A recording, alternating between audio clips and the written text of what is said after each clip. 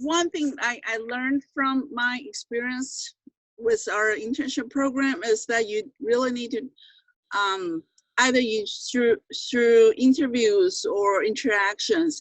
It's really critical you get to know each individual intern well, because they are really different. I would say I haven't seen two are alike. So it's important to spend some time to understand them, to know their career aspiration. And so in some way, you are actually almost like a boutique internship, that you're tailoring the program to motivate, like Anthony was saying, to motivate them at the same time, to help them carve out a process for their future career, whether it's in public services or not. So in our way that I noticed when I was working with interns, because we have pretty diverse background and in many different ways, some students we know are motivated and has great potential, but they really don't have the finesse to work in a public office. So you really have to take care of them, teach them each step. From Aaliyah shared last time that we actually noticed many of them don't even have a decent headshot. So I end up taking out my camera to take pictures for them so they can have a presentable headshot when we're sending their package to all the offices or to present them.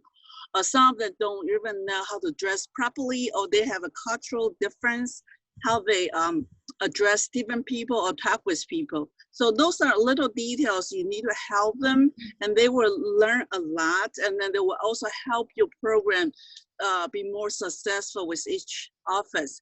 Marsha shared that experience. If you have one bad intern, you ruin your relationship with the office for years, if not forever. So my advice or our experience is that you spend more time, you rather have a smaller program so you have time to take care of each individual intern, and really find out how to do this well, and teach them how to become a more a valuable member in their internship office. Well, good morning, good afternoon. I pray and I hope everyone is safe and healthy. There has been a tremendous amount of information that has been shared, and I guess a lot of that resonated with me actually, and with our chapter. The three things that I want to share with everyone is, I think it is extremely critical that we share with these interns that overall context of API's history, challenges, and opportunities. I think we really need to, at the very onset, create a training program that has a committed time to that aspect, because that really puts things in perspective. I think we heard that from Dylan, we've heard that from Dr. Chang, Debbie, everyone. So that's something that I think we, in the Houston, Texas chapter, we were a little weak on that, because we dove straight into, you know, the internship mechanics and so forth. These students, if they have been screened, interviewed, and selected appropriately, are very passionate. They want to deliver. And I think, you know, at the onset, it's very important to give them that context. And it was talked about quite a bit during these presentations, so I'm not going to rehash that, but that was one thing that I think we lacked. The second thing that I think we could have done a better job is, because as you saw even in Marsha's presentation, there's all different tiers of government that we are placing these interns at, all the way from local city to where Dylan worked, all to congressional offices. And each office typically requires a different set of expectations, role, and functions. And we need to create a little more breakout sessions, going back to that tailored approach, that where we can prepare these interns better. The third thing that I think we kind of did well, but we can improve on, is we need to put more ownership on these interns to do their homework and research about these offices. And in those breakout sessions, as I was saying, where we do the tailored orientation for certain offices, we think it will be a lot more effective if we have them also kind of educate themselves and learn about you know, the official, the elected official, the function, the role, the challenges. It will just prepare you better as an intern working there. And then the two other things, first of all, there are situations like Apapa Houston is relatively a newer organization in the Houston, Texas area compared to some of the other Asian American organizations. What that means is there are tremendous resources out there, and one does not have to be completely bogged down with like, I only have 4 people who can mentor. Go outside your organization and recruit people based on your relationships, based on these wonderful presentations where we come together, based on the workshops and conferences we have attended. Recruit people from other organizations to be the mentors of these interns. I think we were lean on the number of people who could perform that role. But the answer to that challenge is go outside your organization. If it's not in your geographical area, go outside your geographical area. Since we're going to be doing so much virtually, let's engage folks from other organizations to be the mentors that these interns need. And then my last point is follow-ups. The essay is a great idea, right? And I think Dylan kind of nailed this. But the follow-up needs to be more concrete. What was missing in your training? What was missing on the ongoing support?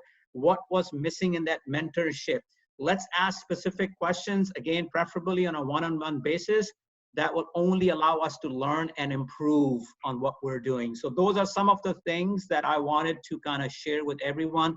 Thank you for the opportunity. This is Melissa Zhang from Apapa, Ohio. I'm the youth chapter co-chair. First, I want to say this is great training. I see so many familiar faces, Martha, and I see Anthony's name and Andy's name there too.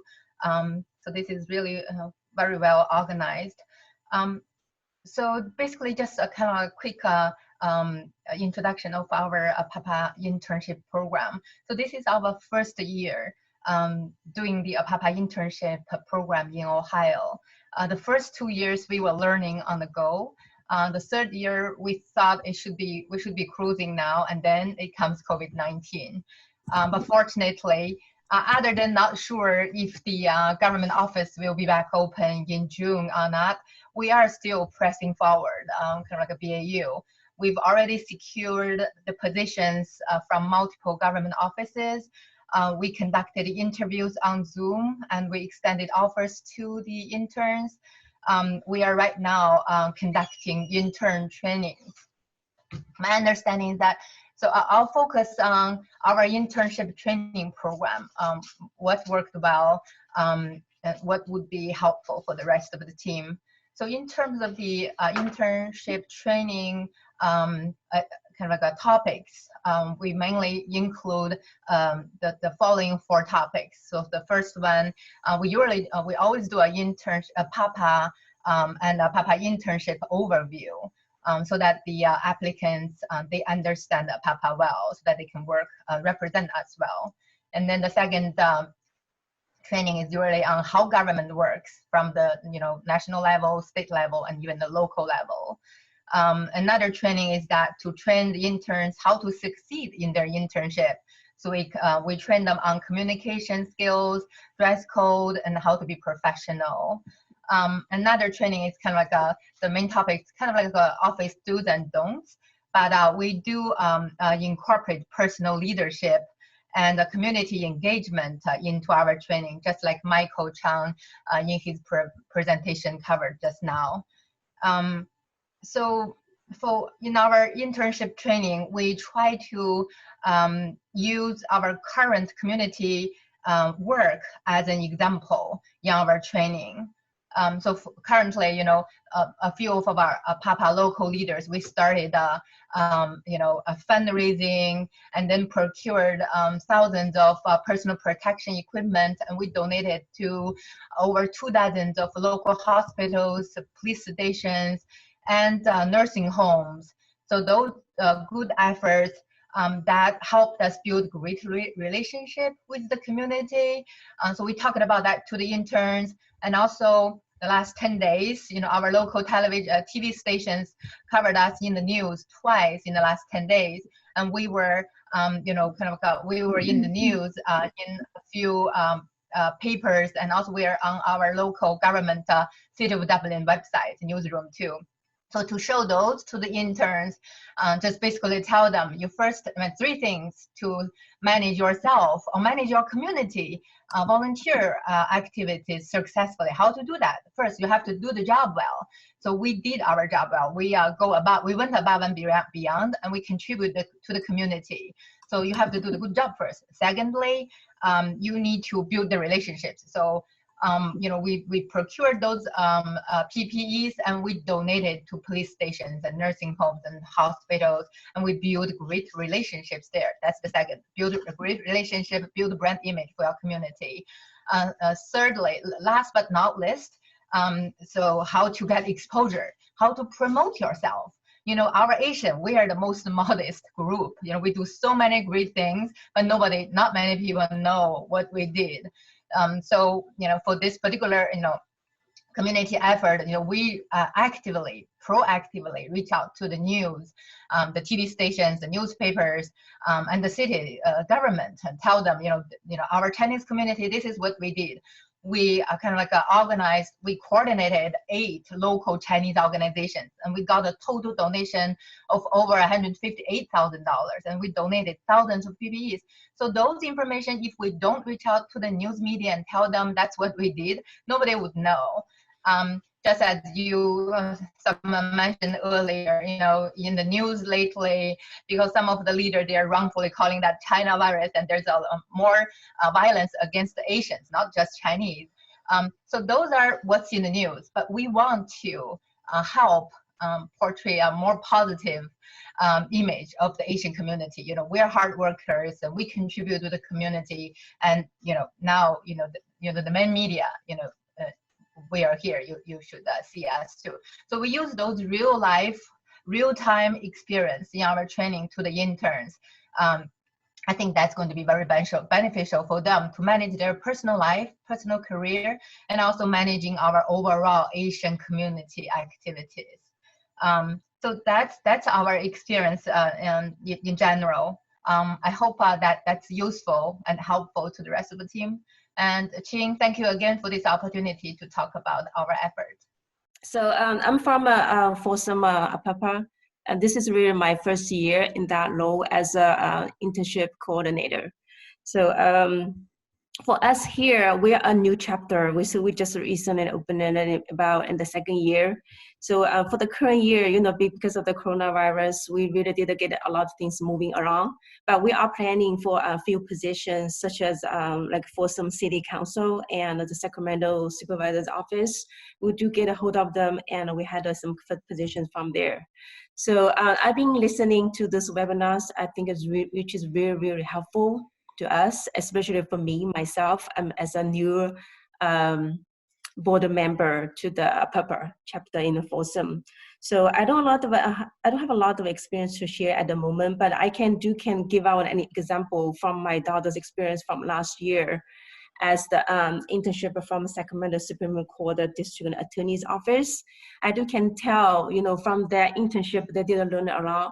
So from the very beginning, they were nervous. They were saying, "Hey, Mom, what should I wear from the day to the attorney's office?" Because in that office, everybody really dressed up as attorneys, as a law school students. So I can tell from there, they really pay attention, and they can start looking to say, "Hey, what should I do during the day? How should I prepare?" They do a lot of homework at home. So I can see, they kind of have the motivation and they start building up their personality. Because at the first they were wondering, "Hey, where should I go?" Because by the way, my daughters are a junior right now. So they still don't know where to go or where should they study when they go to college.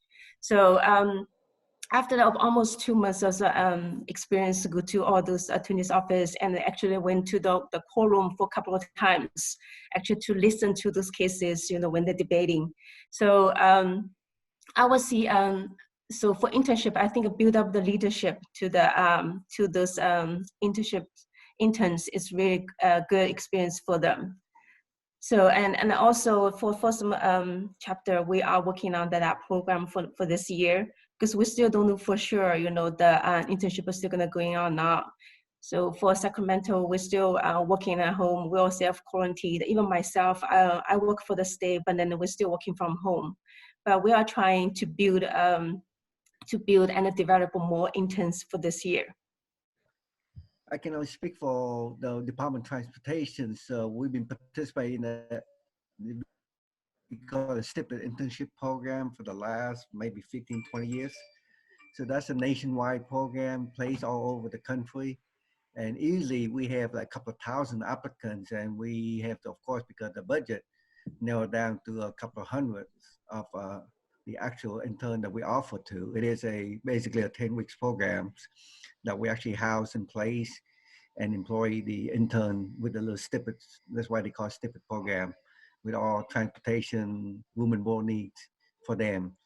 And the goal of our internship program is that it's, by the way, it's all over the different disciplines. So it doesn't have to be an engineer, can be political science, biologist, every aspect of community out there, concentrate on the junior and the senior. Our goal has always been is that to place them in the federal government and also to move them up the rank, because of with the newer group of younger people, they are fast tracked to the leadership team. So in the past, for the last 10 years, I've successfully, all my interns that actually applied for my group, was able to place them within the agency. And in fact, the statistic is that most of them, they bypass their entry level. Basically, they have some experience already. So we actually are able to jump them up a couple of levels of GS. And they actually, right now, within the 4 years, they're fast tracked to even GS 13 and 14. So that's our goal. Of course, the concentration is minority with the emphasis on API, all minorities. And you'd be surprised too, is that the level of people apply for the internship program, some of them even at the PhD candidate, master, majority is a master. Right now, there's some of that's why I encourage too. One thing I want to mention, listen to all the other speakers, is that it's really a win-win. So really an opportunity for us to observe them, to see potentially it can be good employees for the federal government, but also what we can do for them. Of course, you don't expect much from an intern for short term in the summer to produce something. We always assign them an individual project and also a team project, but we don't expect they're going to like solve crisis overnight kind of thing. But what we offer is that the opportunity for them to learn how the federal government works, how management works, how different level of the employee from the lowest scale GS and also up to the SES, and to be able to shadow and see how the different department works, and that's allow them to decide where they want to go to federal government. Because that's one of the main I think issue that we have, maybe especially with API, is really that we try to attract them to us up to the leadership position, but the federal government is no aspect. Not many of these younger generation have high interest in the federal government civil service. They're more so, go after the non-civil government, the contractor, where the money's at. So that's another thing to consider, what's attract them, and that's what our main focus is. And thank you for the opportunity to speak. So I'm really excited to be participating in the CLUSA internship program also.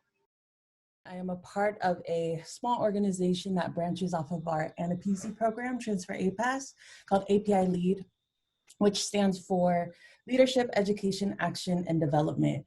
So over the last 3 years, our program has changed over time. Originally, we had a fall and spring semester courses that would provide training for our students. And then from there, that would allow us a certain group of students who we knew were prepared because they took our course for their internships over the summer. However, now things have changed, not only because our board has changed, but because of our new focus on civic engagement. A lot of our students at Cal State East Bay, at least within the API community, are heavily focused in STEM and in the STEM field and in the business field. So right now we are changing the way that we are training, but I do appreciate everything that I have so far. And something that we are doing is that we're decreasing the amount of internships. Usually we have 10 internships per summer, but right now we're only doing 5. And we only have one placement site right now, which is with Fong Law, the Alameda County Assessor for California, for the Alameda County. So because he's on our board, that allows us the communication to, that he's in the know of what our values and what we need for training. He's involved with our board meetings. So training is a bit smoother. And I really want to reiterate everything that Anthony shared in his presentation to really cultivate a student as a leader overall. So I'm definitely going to be checking out that leadership challenge book.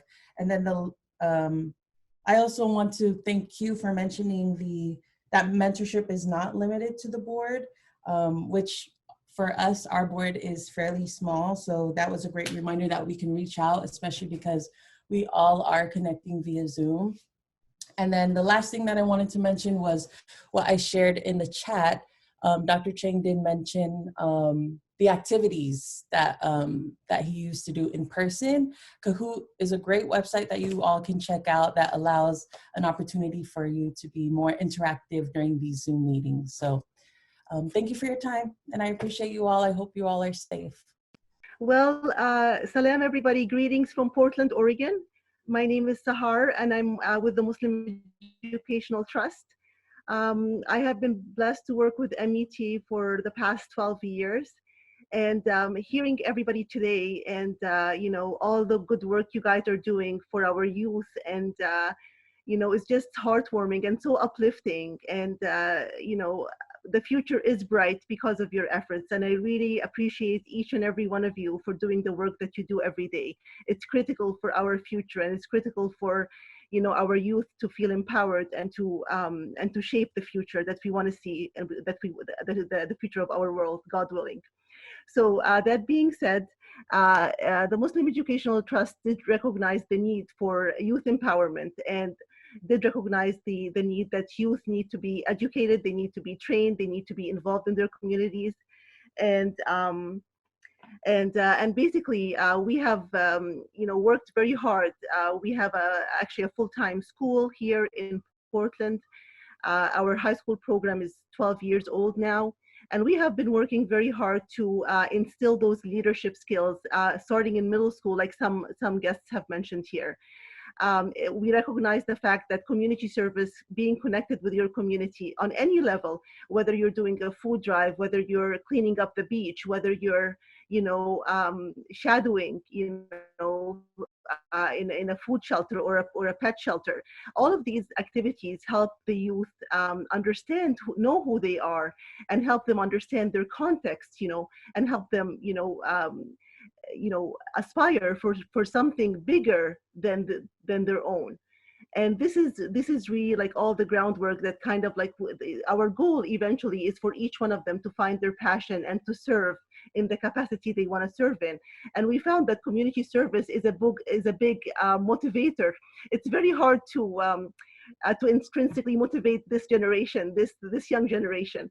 And we found that community service softens their hearts a lot and makes them want to do something when they, you know, when they see a situation that they think is not fair. They will step up and they will do something about it. We teach them to advocate for themselves and for the causes they believe in. We have speech and debate classes and community service classes starting in middle school. They move into high school. We then have, like, you know, interview taking skills, resume writing skills, communication skills, very critical, written and verbal communication. How do you project yourself so people take you seriously? And we have found that you know, recruiting our alumni, people who have been in internships, and bringing them back, they are very well received by the younger students, and the students relate to them better, and they learn more from them as a result of that. Helping them with, like, writing their applications, you know, the alums help with that as well. We have community members, people who are retired, people who are, you know, maybe stay-at-home moms who want to do something, you know, with their time. We recruit them to come and volunteer and help us out and help our youth, you know, become better public speakers, become better, you know, projectors of their ideas, become better advocates for themselves and their community.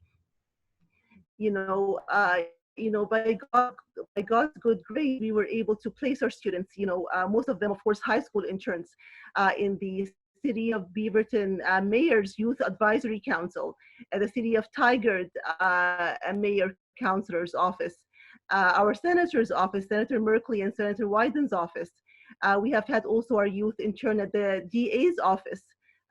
So it has been a beautiful, rewarding experience, and just seeing those youth develop and seeing where they start and how much they grow within the program, and how much it's a night and difference of night and day, and and yeah, also instilling in our youth the fact that your personal success, it's great to be successful on a personal level, whether you're civically engaged, whether you're a doctor, whether you're an engineer. I know the focus here is civic engagement, but wherever you are, it's important that you translate your personal success to the success of your community.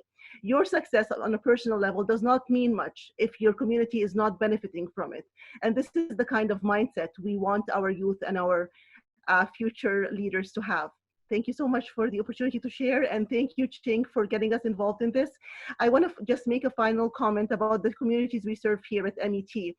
So our community is very diverse, and we have almost like a quarter of our population from Asia, from the Indian subcontinent, from the Indonesian, Malaysian subcontinent, from Western Asia, Yemen, Iraq, Syria, Iran, Afghanistan, Pakistan, Bangladesh, and they are very much Asian, and they're very much vested in their Asian identity.